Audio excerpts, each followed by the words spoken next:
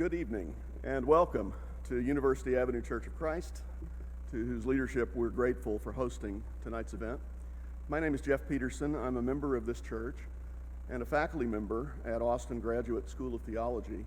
And on behalf of both, I'm happy to welcome you here to the 5th annual Austin Graduate School of Theology First Things Lecture, an event we look forward to every year.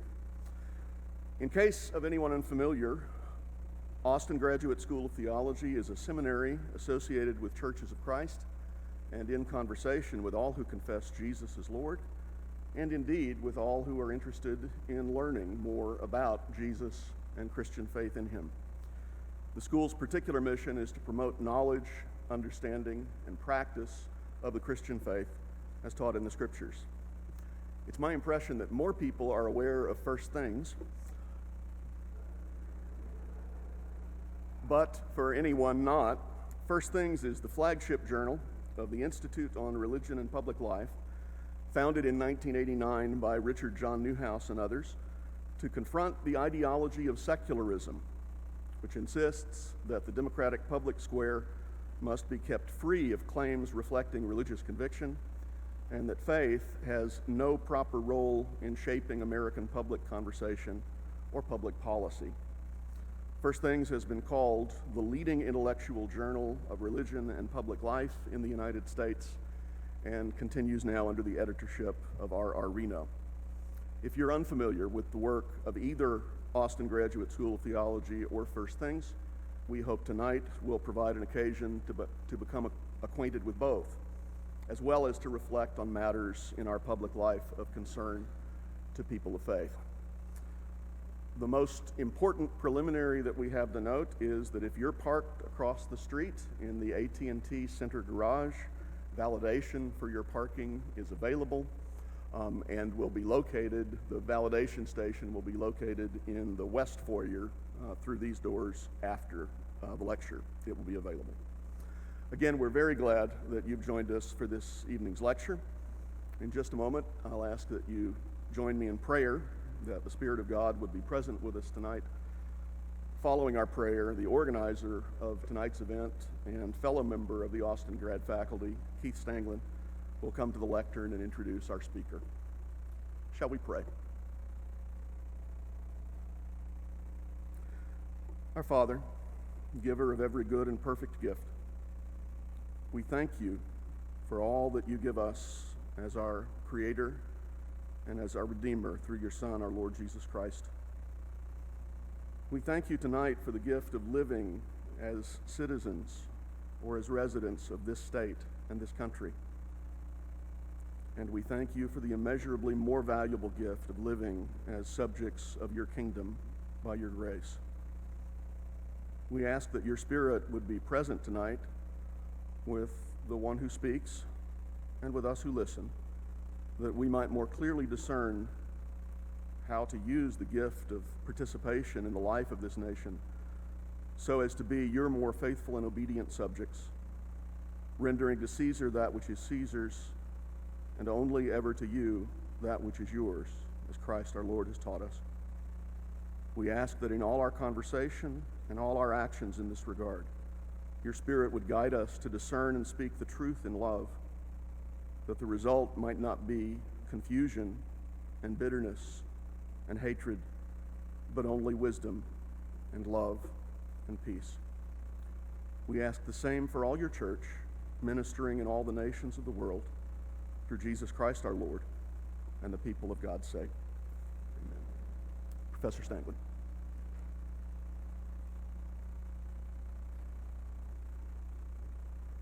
I want to join Jeff Peterson in welcoming all of you here tonight.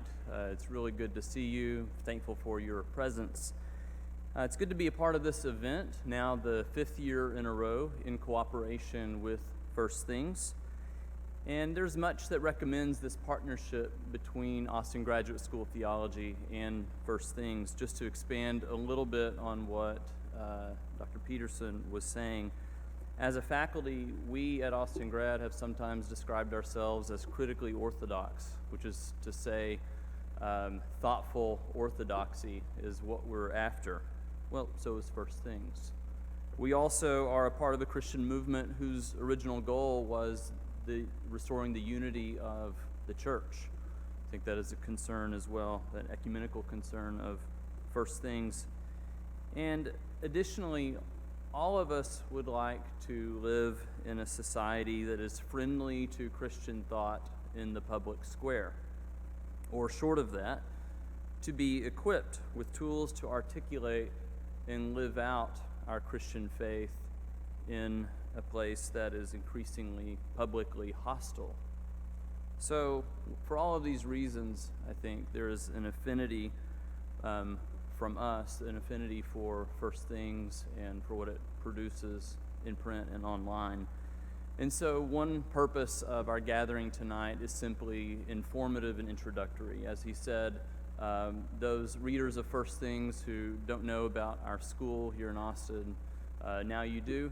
Our Austin Grad friends, if you don't know about First Things, we recommend this journal. But the more obvious purpose of our assembling together this evening, of course, is the privilege to hear from our esteemed speaker, whom I will now introduce.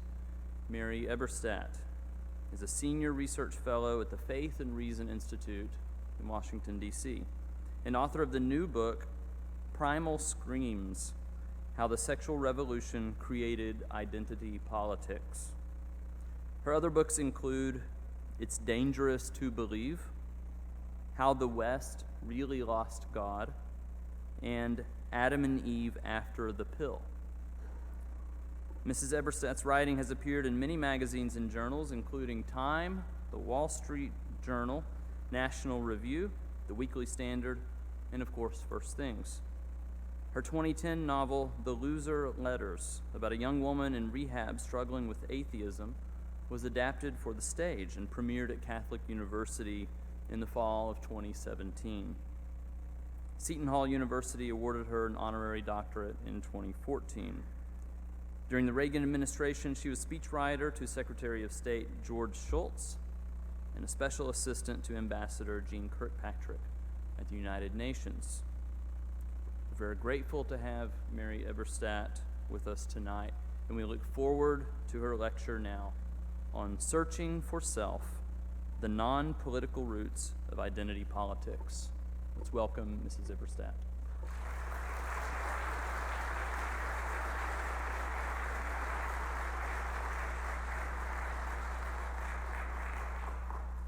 Thank you. Thank you, Dr. Peterson, Dr. Stenglin, and thanks also to Rusty Reno and others at First Things, and to the Austin Graduate School of Theology for our time together this week. It's a great pleasure to connect in person and to put our heads together tonight about what seems to be one of the burning preoccupations of our time: the question of identity, the subject of my speech this evening. Now, of course, questions of political identity have been with us eternally. I was reminded of this the other day as I was touring the fascinating Bullock Museum of Texas State History. As most of you, I'm sure, know, its first-floor gallery features an impressive exhibition spanning millennia called Becoming Texas. As the evocative title implies, political identities morph and evolve. The identity of Texans, for instance, might now seem settled, including to those of us who are Texas admirers from outside your state. But many thousands of years, of course, went into that act of settling. The exhibition speaks to the truth that fluctuation in political identity is an enduring fact of life. But the question of political identity in our own time is a different and altogether more complicated beast. I'm here tonight in the hopes that some of my recent work will shed light on what's unique about it.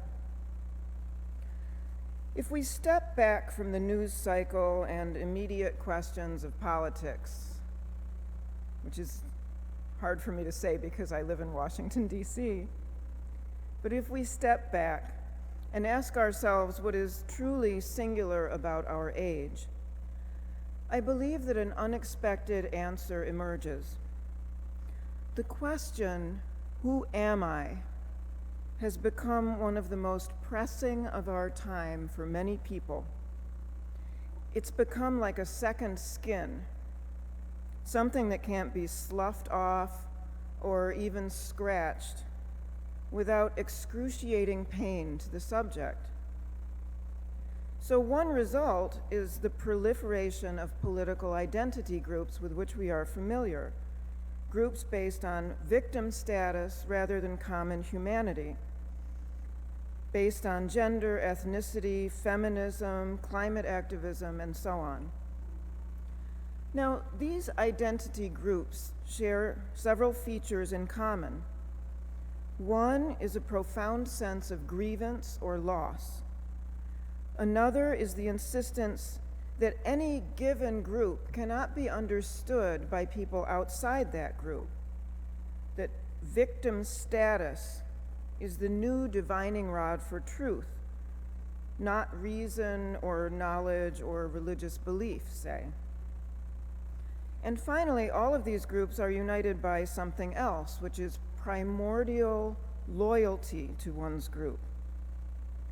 There have been many examples in recent memory in which members of particular identity groups have fallen from grace and been spurned by their own collective identity community in what has become a ritual act of purging, and we see this over and over. Think Prime Minister Justin Trudeau, for example, for appearing in blackface. Or think of tennis great Martina Navratilova, who has faced intense criticism for saying that biological males should not be allowed to compete on female sports teams. These and many other people who were once safely within these groups have been shunned. My point is that, as these examples go to show, this is another feature of identity politics, that people within them defend these groups with a fervor that is clannish and familial. This is not politics as usual. So, all of this by introduction to my thesis in Primal Screams about the non-political origin of identity politics. My thesis is that these groups act as figurative families and communities in an era when many actual families and communities are in disarray and decline. Who am I is a universal human question. It becomes harder to answer if other basic questions are problematic, like, who is my brother? Where is my father? Where, if anywhere, are my cousins, grandparents, nieces, and nephews, and the rest of the organic connections through which humanity up until now channeled everyday existence? Post-sexual revolution, every one of these assumptions that our forebears could take for granted is now negotiable for many people. So the panic over identity, in short, is being driven by the fact that human beings are created for familial forms of socialization that for many people no longer exist. In our time tonight, I would like to offer several forms of evidence for this theory so that we might better understand how that elemental question, who am I, has come to drive politics in our time. The answer, I believe, has to do with radical changes to our social order. I would like to zero in on 3 such changes: changes to the family, changes to the nature of community, and changes to the churches. First, and in most detail, the radical changes to the family following the 1960s. Up until the middle of the 20th century, barring the frequent foreshortening of life by disease or natural catastrophe, human expectations look to have been largely the same throughout the ages. That one would grow up to have children and a family if one were fortunate, that parents and siblings and extended family would remain one's primal community, and that conversely, it was a tragedy through most of human history not to be part of a family. The post-1960s order of sexual consumerism has revolutionized every one of those expectations. It has erased the givenness into which generations are now born. Just how attenuated and weakened have family ties become? Let us count up a few of the ways by reference to sociology. When sociologists first began mapping the post-revolutionary empirical world, they looked first, naturally enough, to the terrain that was easiest to see and measure. Fatherlessness and the correlates of fatherlessness was the most visible thing on the scene.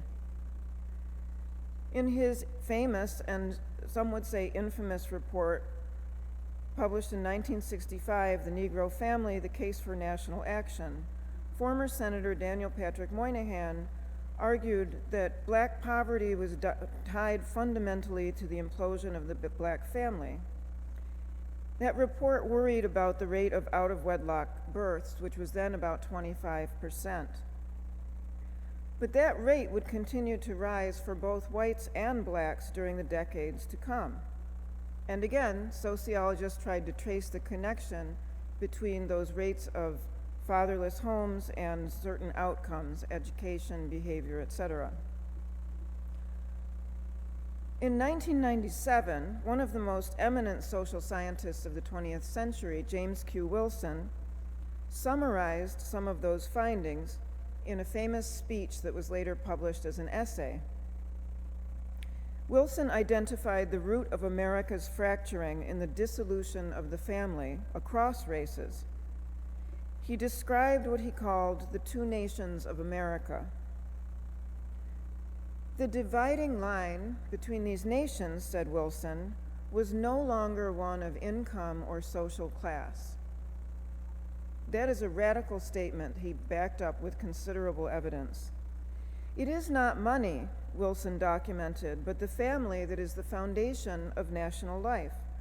As it has become weaker, every structure built on that foundation has become weaker. He summarized deftly the library that social science had been building for decades, filled with books and studies about the various correlations concerning fatherless homes. The point is that his speech was a landmark because it demonstrated that family structure had become more important to positive outcomes than race, income, or one's station at birth.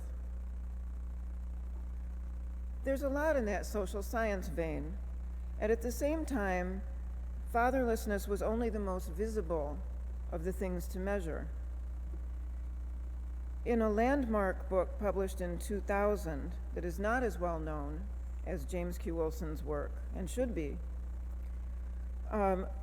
Elizabeth Marquardt, working with a sociologist named Norval Glenn, conducted the first study into the long-term effects of parental breakup into adulthood. The book was called Between Two Worlds: The Inner Lives of Children of Divorce. They administered a lengthy questionnaire to some 1,500 young adults, half of whose parents had split up by the time the kids were 14, and they documented the differences between the children of divorce and those who came from intact homes. One finding that I think stands out particularly in retrospect is this. At times, these two groups in the study exhibit starkly opposed concepts of identity. For example, the children of divorce were almost 3 times as likely to strongly agree with this statement. I felt like a different person with each of my parents. – They were 2 times as likely to agree with this statement. I always felt like an adult even when I was a little kid. which is a clear expression of some kind of identity confusion.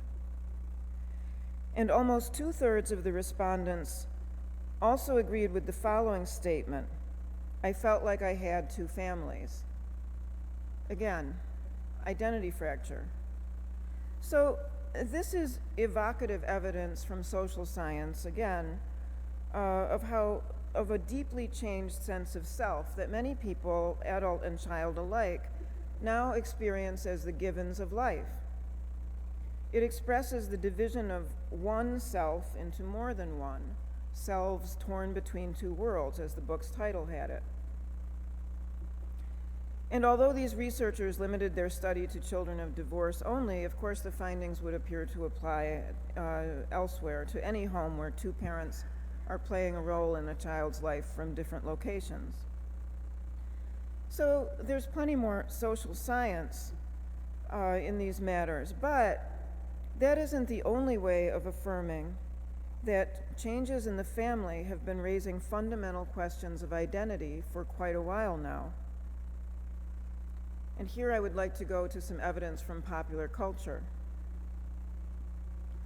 In a 2004 essay called Eminem is Right, which is about 6,000 words long, published in Policy Review, I documented something that seemed and still seems like a seminal fact.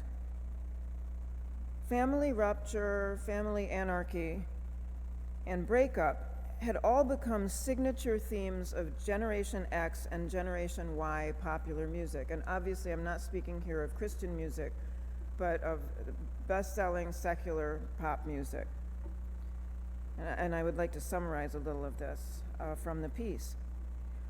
If yesterday's rock was the music of abandon, today's is that of abandonment. The odd truth about contemporary teenage music is its compulsive insistence on the damage wrought by family dysfunction. Papa Roach, Everclear, Blink-182, Good Charlotte, Eddie Vedder and Pearl Jam, Kurt Cobain and Nirvana, Tupac Shakur, Snoop Doggy Dogg, Eminem, all of these best-selling singers and bands, all of which were like award-winning top 40 performers, had their own generational answer to what ails the modern teenager. And in every case, that answer was dysfunctional childhood. This brings us to a great irony, because during these same years, of course, progressive-minded sociologists and politicians and others were excoriating the traditional home by mocking, for example, Ozzie and Harriet. And I see in this audience that a lot of people don't know who Ozzie and Harriet were. This was a television show that was on TV before I was born, so I share your pain. But basically, Ozzie and Harriet are the most maligned television couple in history, because apparently they had a happy traditional home with two children whom they loved. And so they became, this figurative whipping boy about the traditional family. But during the same years in which all of that was being mocked and sidelined, popular music was delivering its own answer to what was wrong out there. And that was rage about what not having had an intact family had done to them. I find that a great irony and a proof unto itself of the connection between the loss of identity and the loss of the family. So this was 15 years ago, and identity politics was not the omnipresent headline that it is today. But the effect of family decline was being writ large out there. Tupac Shakur, a rapper, repeatedly referred to life with his mom and no male parent, and he wrote one of the single saddest songs I have ever heard, Papa's Song, which is dominated by the image of a boy who has to learn to play catch by himself. Again, these were not subliminal themes in this music. Pearl Jam, Kurt Cobain, all of these groups gave interviews constantly about the effect of family dysfunction on their art. And above all, This is true for the fiery emotional connection that generations of teenagers have found in Eminem. His signature themes are, again, absent father, inattentive mother, protectiveness toward a sibling, and rage. Eminem is the Greek chorus of family dysfunction. So, again, long ago, before today's identity politics had become national political issues, a lot of young America was already stumbling over how to answer the question, who am I? And you could tell just by listening to what they were listening to on the radio. So here is a fourth round of evidence about the connections between today's identity politics and the scattering of the family. And this set of evidence comes from assisted reproduction technology, particularly anonymous sperm donation. The creation of human beings in this way, that is purposely deprived of knowing at least one genetic parent, is an experiment so novel that it has yet to receive widespread scholarly attention. No one knows how many children have come into existence through these techniques, which are largely unregulated in the United States and elsewhere. But one major analysis, I think the first, of these techniques' effect on identity is highly suggestive. This is a 2010 study called My Daddy's Name is Donor, a new study of young adults conceived through sperm donation. This assembles the first representative sample of 485 adults between 18 and 45 whose mother used an anonymous sperm donor, and it compares those results with a set of people the same ages who had been raised by biological parents. So they found certain deficits in the anonymously conceived population, reporting that they were hurting more or were more confused and felt more isolated from their families, and also showed a higher likelihood of depression and delinquency. But though those outcomes are suggestive, I don't think they're even the most interesting for my purposes. Most interesting is that there were clear signs of identity confusion in that subgroup. For example, about 2/3 of the sample agreed with the statement, "My sperm donor is half of who I am." But if half of who you are is something you can't find, what does that do to your identity? The survey also yielded another finding with clear implications for identity confusion, which is more than half of the population said that when they see someone else who resembles them, they wonder if they're related. So these kind of details, I think, show us once more that we construct identity by looking first to those immediately around us. And we see this in the popularity of technologies like 23andMe, for instance. Again, we construct identity by looking for relatedness. Now, the children of sperm donation are, of course, tiny in numbers relative to the population, but this mapping of their emotional state renders a truth that applies across the spectrum. Human beings try to answer the question, who am I, by knowing who our relations are, even when we've been deprived of that information on purpose. No wonder in an age when it's harder to know who our relations are, so many people seem confused about identity. Now, fifth, and finally, in this roundup of radical changes to the family, I would like to note one other contender that is not written about as much, and perhaps should be, and that's the numerical shrinkage of most Western families, whether they are split or intact. One consequence is the diminishing number of people who grow up with siblings and extended family in the form of cousins, etc.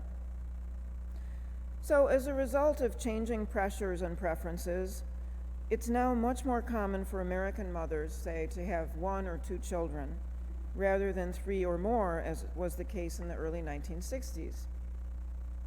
Single children have become the norm across much of Europe and Asia by now, and their numbers are also increasing in the US. As the Pew Research Center recently noted, there is even talk of middle children going extinct. So what this means is many contemporary children not only lack a parent, typically a male parent, but many also have no siblings or no sibling of the same or opposite sex. So why might this matter? Well, it matters in part because diverse findings show that being accompanied through life by non-parental contemporaneous others, sociology for siblings, gives children and teenagers a leg up on socialization. In other words, it provides them with an answer to who am I within the immediate social order of the family. So a Canadian study from 2018, for instance, suggests that siblings learn empathy from one another, independent of birth order. Another study has found that the likelihood of divorce later in life can be predicted by the number of siblings one has. The higher the number, the lower the likelihood of divorce. So when sociologists try to figure out what that means, of course, they conjecture that the necessity of sharing resources from early on in life prepares siblings for essential social skills, like bargaining and taking turns. One more study that made headlines last year showed that growing up with an opposite-sex sibling was particularly beneficial because it made teenagers and young adults more confident and successful in the romance market. Now, of course, these findings don't apply always and everywhere to every individual, but they are evocative of groups.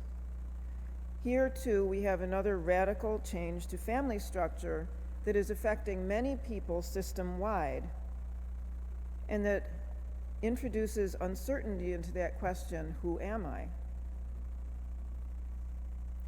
So let's go to part 2 of the discussion, and this is a shortened version of the changes in community, because I think some of this research is familiar to people. But just as social science has delivered important signposts here and there about the radical weakening of families, so have experts also documented the weakening of many communal ties. In his landmark 2000 book, Bowling Alone, political scientist Robert Putnam mapped the dislocations of declining communities and associations. His is an important empirical guide to seeing just how radically life changed for many people after the 1960s. And here again, we see a distinct chipping away at the building blocks of identity. Who am I could be answered in part by reference to one's bowling league, or one's baseball team, or one's role as a scout leader, or other forms of civic engagement. And of course, to some extent, the question can still be answered with reference to those kind of associations, but as Putnam suggested 20 years ago, to a much lesser extent than before. And Putnam's kind of findings have echoed through other assessments over the years. Some years ago, sociologist Alan Ehrenholt traced the effects of the changing family on the environment around the home. So, driven in part by the rise in single-parent homes and two-parent working homes, alongside the shrinking of the family, children of the 1980s and beyond became much less likely to enjoy free outdoor time, especially after school, than kids were before. And I think we're all familiar with this phenomenon, especially those of us who can remember just being turned out of the house and told to go play until dark. But this is in part a collapse of critical mass. It's the collapse of a tribe of kids to which one can attach. It was also because there were fewer eyes on the street, as Ehrenholt put it. Fewer siblings, less extended family, and fewer of adults of any kind who were home during those hours after school. So the result is familiar to all of us. Screen time is up, outdoor playtime is down. And many adolescents and children, despite all of their hours in school, are radically detached from friends and peers, and a whole new crop of loneliness studies on teenagers and 20-somethings bears this out. So these same changes also, I would argue, have had a less visible but very real negative effect on identity. School is one way of answering the question, who am I? I'm the best student in the school, I'm the worst student in the school. But not every child excels in school. And at one time, those who didn't could derive recognition via associations outside of school, say the captain of the softball team, or as an Eagle Scout, or as a member of the local fire department youth marching band, etc. But when the free time of the young is as constricted as it is today due to widespread familial change, these associations, these juvenile associations, have declined as well. And so once more, some partial but real answers to the question, who am I, have been taken off the table, especially for the young. The third set of changes I would like to look at is also consequential in ways that I believe we're only beginning to understand. Until very recently in human history, there was another traditional way of answering that universal question, who am I? And that was by reference to religious faith. That was by reference to another kind of familial relationship, a supernatural filial relationship. If you ask Christians, who am I? They will say, I am a child of God, right? That's the most important thing about me. It's not my skin color, it's not my sex, it's not my erotic proclivities, it's that I am a child of God. And also, as a child of God, of course, I'm situated, excuse me, in an immediate community of figurative brothers and sisters around the world. Christianity and other religions hand people an instant family, an instant identity. But we live in an age of rising religious illiteracy.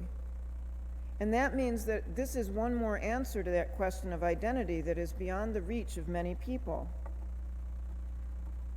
And I don't use that phrase, religious illiteracy, to be rude. I mean that going to church is not just a matter of getting out of bed on a Sunday morning. Church is shorthand for many things, like absorbing the Christian tradition bit by bit. The words of the Bible, the teachings of church fathers and others, the whole magnificent intellectual and artistic tradition that Christianity has handed down. And as more than a few writers have pointed out, aspects of that tradition are also incorporated into our very founding as a country, into our government and into our laws. This means that as young Americans stray further from organized religion, they are also rendered less capable of understanding their government and their laws and their country. So it's no wonder that patriotism is also in decline among the young. Deprived of knowing Christianity, they are also deprived in part of knowing who they are as citizens. Secularization has robbed the young of other possible answers to that question, who am I? So those are the broad outlines of the argument in Primal Screams. In closing, I would like to meditate a little on what this analysis means for the United States today. Primal Screams argues that post-1960s social phenomena have amounted to a massive disturbance of the human ecosystem, that these effects are increasingly visible as well as harmful, and that they are now playing out in politics where many dislocated individuals are frantically trying to answer the question, who am I, politically, because they cannot answer it any other way. I believe this dynamic is behind some of the most familiar and troubling phenomena we see today. As mentioned, at the national level, there is the divisiveness of identity politics, but there are also other signs of disunity and pathology that go to the question of identity. Mass shootings, rising psychiatric trouble, especially among the young, white nationalism and its resurgence, unprecedented drug addiction as seen in the opioid crisis. Now, some of these phenomena have more roots than one, of course, including economic roots and roots in social media. But they are also set into motion by people who cannot answer that question, who am I, in ways that it used to be answerable. Now, I would like to stress here that the net effects of community and family breakdown are not affecting everybody equally, obviously. There isn't some magic one-to-one correspondence that said if you didn't have X, you will be Y, etc. It's about the collective environment that we share. And the analogy I would use is that it's like a factory dumping toxins into a lake. Over time, some of the fish are affected and some of the fish are not, and scientists can't figure out why in the case of individuals. But again, it's a collective environment that is increasingly toxic. Further evidence for this thesis about the relationship between the family and identity politics appeared in a poll commissioned in 2018 by The Atlantic magazine and the Public Religion Research Institute.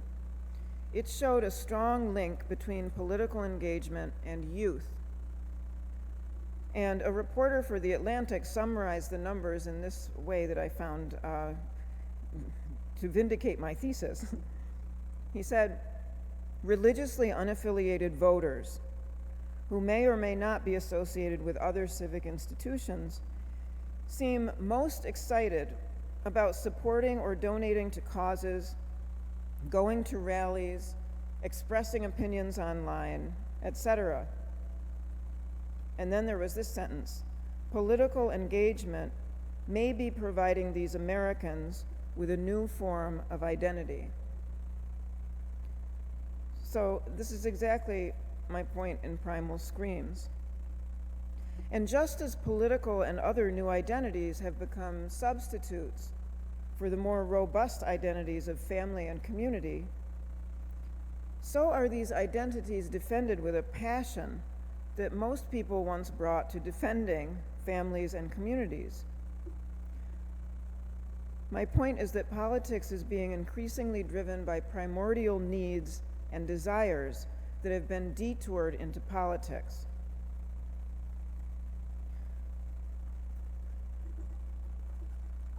And now for the question we would all like answered: what is to be done? The world is always fallen, but it has not always been marked by the delusions and the particular kind of suffering that we see today. The level of familial chaos in particular is really quite new in human history, apart from times of war or other catastrophe. So what are we to do about any of it?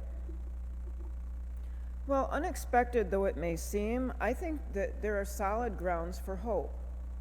And in closing, I will offer 3 possible avenues. First, it is not true that those who are concerned with these matters are alone. Quite the contrary. It is often easy to feel isolated and encircled and embattled, especially the more time we spend online. But recent years have also seen an outpouring of new and newly urgent scholarship by writers both established and emerging who are concerned with these deep, radical things. There's also been a rapid increase in many other new communities that I could name, Protestant and Catholic alike. Some of them are on campuses, and all have arisen as a response to the social chaos that reigned on many of these campuses when many of us were there years ago. These are just a few of the newly minted organic forms of fellowship that will transform the American landscape in ways unimaginable to us today. All of them are founded on the hunger for an authentic account of the human person and the human condition. a search for transcendence in a world where many people insist there is none. My point is that the radical culture out there is itself sowing the seeds of revival and reaction. Second, never underestimate the power of example, including the power of your example at the Austin Graduate School of Theology and elsewhere in the communities that people in this room come from. Here I'd like to share a story that often comes to mind when I think, you know, we really are seeing signs of an emerging counterculture out there. Once I gave a talk at a secular university, and a young woman came up to talk afterwards. She was a Christian convert. She hailed from a totally secular background. And so I asked her what had brought her into the church. Was it books, art, sacred music, philosophy? And as it turned out, all of my guesses were wrong.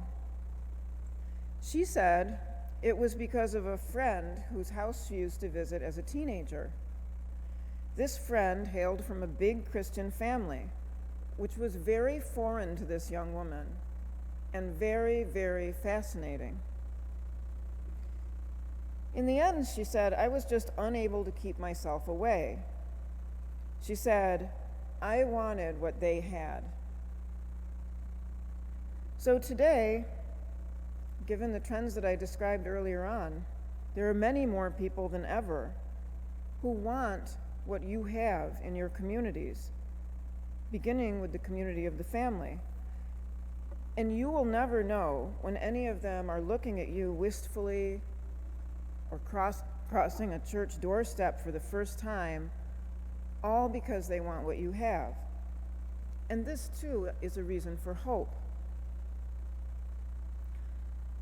Third, I think we need to remember ourselves and our texts and our history as Christians, and to have some confidence in those things.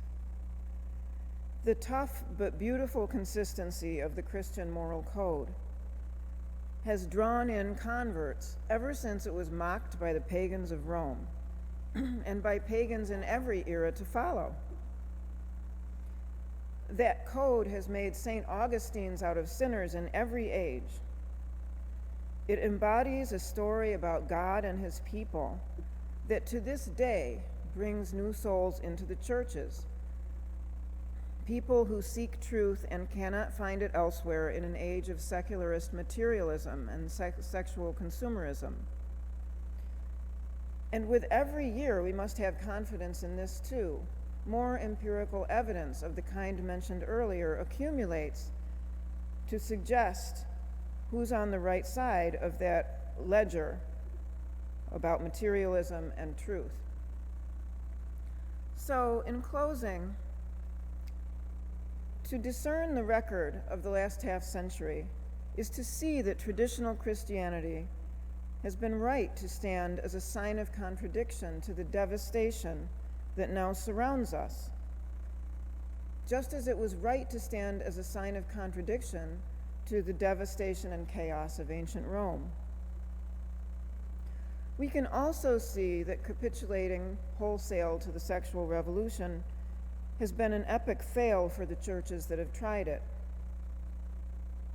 And finally, we can see, and this is my point in Primal Screams, that the way we are living today is causing suffering among a great many people in our time, including people who can't name the origin of that suffering themselves.